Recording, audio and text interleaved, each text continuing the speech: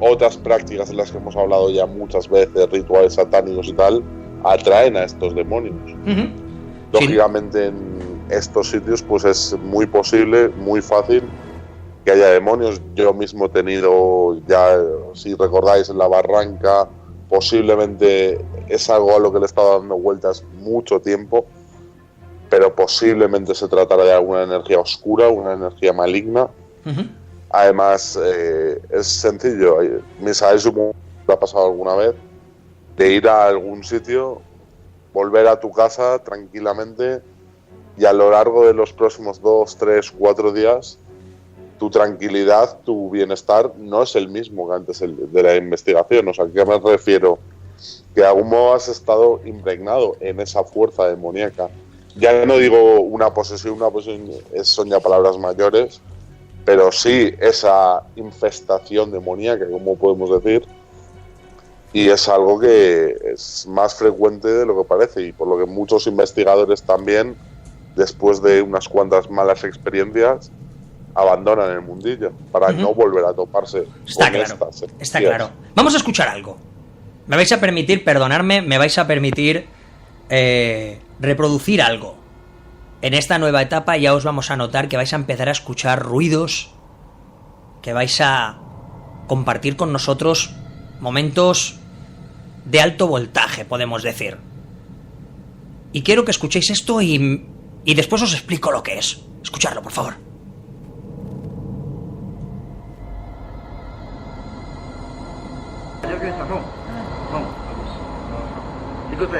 Ashhadu alla ilaha illallah wa ashhadu anna Muhammadar Rasulullah. Aku bersaksi bahwa tidak ada Tuhan yang disembah kecuali Allah. Dan aku bersaksi bahwa Muhammad utusan Allah. Wahai Idrus, kamu sekarang sudah Islam, kamu mau ubah nama atau nama kamu yang semula Idrus? Estábamos oyendo algo que de verdad a mí me puso los pelos como escarpias, Fran, y estoy seguro de que todos hemos podido ver este vídeo. Si no lo habéis hecho, es un vídeo que te hiela la sangre. El sonido de un exorcismo desde la propia religión del Islam. Cómo vemos a una chica vestida como lo que parece un hábito, blanco totalmente, pero sus ojos son negros, oscuridad pura, y repentinamente empieza a hablar con una voz, sinceramente, que me parece de otro mundo. Algo impresionante, algo increíble. Hemos llegado al punto, Fran, ya no solamente de que el demonio forme parte de las religiones, sino que forme parte de la vida cotidiana de nuestro día a día, que no hay que ser creyente o de una u otra religión para que los demonios aparezcan en nuestra vida cotidiana. Fran González, compañero. Pues fíjate que en el Islam, así como en el cristianismo, tenemos la idea, ¿no? Los ángeles caídos, ¿no? Que todos en un principio eran ángeles. El Islam difiere un poco. Hay una frase, te voy a leer un poco del Corán, que dice: hemos creado al hombre de arcilla, de barro maleable, y al genio lo creamos antes que al hombre de fuego. Y luego el Corán, en otra de sus partes, dice: los ángeles fueron creados de luz y el yin de fuego sin humo. El Islam se difiere en algo. En el Islam ya se dicen que se crearon los ángeles, pero que también se crearon a estos dijin del fuego, que según la interpretación son entes de libre voluntad que viven en la tierra en un mundo paralelo a la humanidad. Según el Islam, son seres creados ya estos dijin, creados como seres malignos que viven en un mundo paralelo. Por lo tanto, mundos paralelos pueden convivir con nosotros en algún momento. Claro, Silvia, lo hemos tratado ya aquí en diversas ocasiones, y cuidado, aquí recuerdo cuando hace una semana nos reuníamos para tratar este tema, y a mí me surgía, me venía a la cabeza, Silvia, el hecho de pensar que si en realidad vivimos en un universo que está formado de otros universos, en realidad, de la misma manera que en este universo puede haber el bien y puede haber el mal, también en esos otros universos pueden habitar el mal puro o la bondad pura. Yo no sé hasta qué punto cuando alguien ve imágenes tan aterradoras como la que acabamos de escuchar ahora, o en su defecto ve a personas normales, inclusive, volvemos a decirlo, personas normales y corrientes que repentinamente tienen actitudes altamente demoníacas, hablando claro. Y cuando hablamos altamente demoníacas, hablamos personas perturbadas, personas macabras, personas sádicas que llegan a un límite tal que carecen literalmente de sentimientos. ¿Hasta qué punto podemos estar hablando, Silvia, de que nos enfrentamos a demonios en nuestro plano existencial físico, compañera?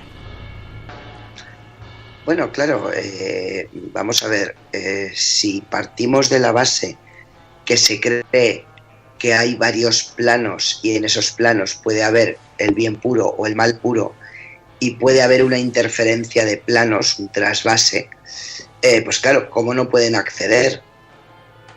Que convivimos todos juntos en un espacio donde hay diferentes entidades en las que se comparte espacio pero no plano y que a veces hay fugas. Ajá. Eso creo que está bastante, bueno, por lo menos para mí está bastante claro. Uh-huh. Estamos hablando pues de tanto de entidades malignas como de los llamados ángeles, uh-huh, como de los espíritus o fantasmas. Uh-huh. Claro, hoy por hoy esto se sigue sin poder demostrar. Esto queda en nuestro imaginario. Uh-huh. Cada cual puede imaginar lo que quiera. Mira, pero que suceden cosas, sí, que se nos escapan, eso por supuesto. Totalmente de acuerdo contigo. De hecho, por aquí tenemos a nuestro compañero Raúl que está comentando vía Spreaker que los demonios son seres reales, seres poderosos y con una capacidad de malignidad extrema. Bueno, pero claro, a mí a todos estos me gustaría ver, me gustaría saber la opinión de Miki Nieto en este caso. Yo, para empezar, esto que dice Raúl ahora en este caso, bueno, eso de que existen son reales, bueno, como ha comentado Silvia ahora mismo, ¿no? No, es que el tema de la existencia es muy peculiar, vale. Hay que decir las cosas como son. En segundo lugar, el tema es también quiénes son objeto de posesión. Porque vamos a ver, si se pueden converger de alguna manera, como dice Silvia, diferentes planos en un mismo plano y entonces, bueno, pues llegar a infectar, vamos a decirlo así de esta manera, demonios y demás a las personas de este plano, a los habitantes de este plano, ¿por qué a unos sí y otros no? ¿Qué hay? ¿Qué hay para que unos sí sean de alguna manera objeto o posible objeto de posesión y otros no sean objeto de posesión? Uh-huh. ¿Qué ha de haber? ¿Qué ha de haber? ¿Ha de haber siempre algún tipo de, bueno, pues no sé, ritual previo? ¿Ha de haber algún tipo de apertura? Claro, pero en el momento en que es en el ritual ya estás creyendo en algo sobrenatural, ¿no? No por ti a lo mejor, sino que te han hecho un ritual. No, pero ahí voy. Si la persona a la que le sucede o la que llega incluso a estar infestada, como dice nuestro compañero Misael, al cual le quiero preguntar, cree en que alguien puede hacer algún tipo de ritual que puede llegar a atraerle a los demonios o a sacar sus propios demonios, esa persona ya en realidad está reforzando esa creencia en los demonios. Claro, yo quiero saber, Misael, desde tu punto de vista, ¿es posible no creer? Y no haber hecho nada tampoco. No, y voy a ser... Vamos a ponernos en el caso de un escéptico radical. No creo en absolutamente nada de religión, no creo en absolutamente nada que tenga que ver con esto, y esa persona llega a tener ese tipo de actitudes demoníacas valoradas y en este caso basadas en lo que sería una posesión. Misael, ¿cuántos y cuántos casos hemos escuchado, inclusive en casas que vosotros habéis investigado, que no precisamente tienen que ser personas creyentes, que en un momento dado dicen que han escuchado algo que les ha obligado a matar a alguien y que cuando se han dado cuenta ya lo habían hecho? Misael, ¿es posible esto? ¿Que el demonio pueda llegar a actuar inclusive sobre personas que no crean en absolutamente nada que tenga que ver con esto, compañero? Sí, además, bueno, Miki no iba desencaminado, es decir, claro, yo te hablo desde el punto de vista, por ejemplo, a partir de la Iglesia, no hay ninguna persona que esté libre de ser poseída, prácticamente ninguna persona, seas creyente o no seas creyente.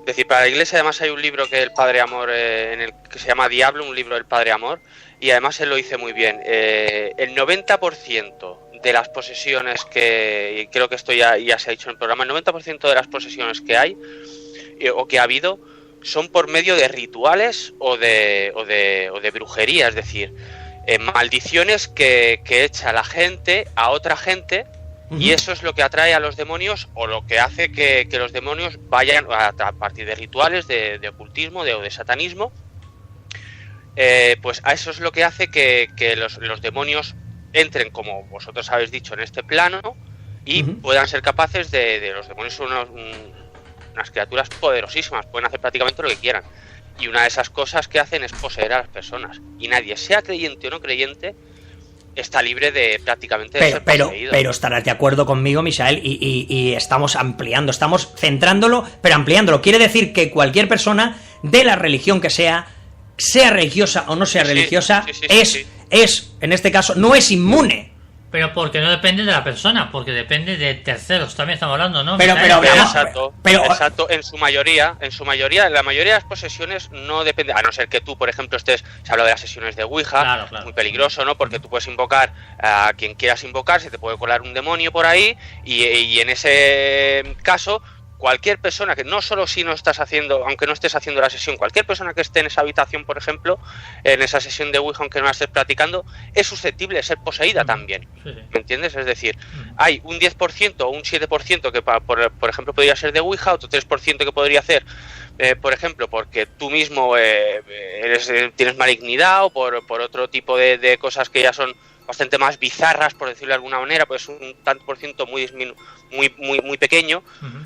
Pero la mayoría es, desde el punto de vista de la Iglesia, ya muchísimos años investigando esto, el 90% es a partir de maldiciones o posesión, o de rituales que practica otra gente para maldecir a otros. A mí me gustaría, Silvia, porque antes hemos comentado, ¿no? El hecho de que hay religiones que en este caso pues contemplan al demonio, y hay religiones pues que simple y llanamente bueno, pues que lo tienen como una entidad que puede estar ahí, pero que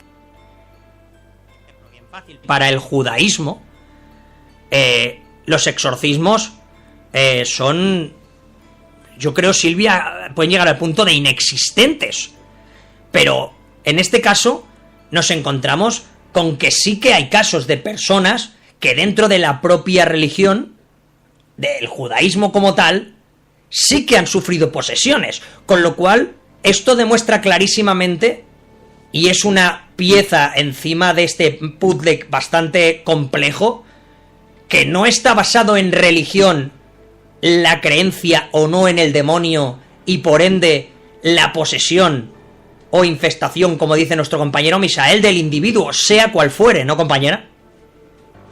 Bueno, vamos a ver. Yo no estoy de acuerdo en que el judaísmo no crea en las infestaciones demoníacas. Simplemente que el judaísmo es muy hermético. Eso es, ahí está. Y entonces no nos enteramos, pero si nos vamos a la Biblia, Jesús hacía exorcismos, y recordemos que Jesús era judío antes de convertirse en el Mesías, con lo cual sí que existen los exorcismos, simplemente que no nos llega la información.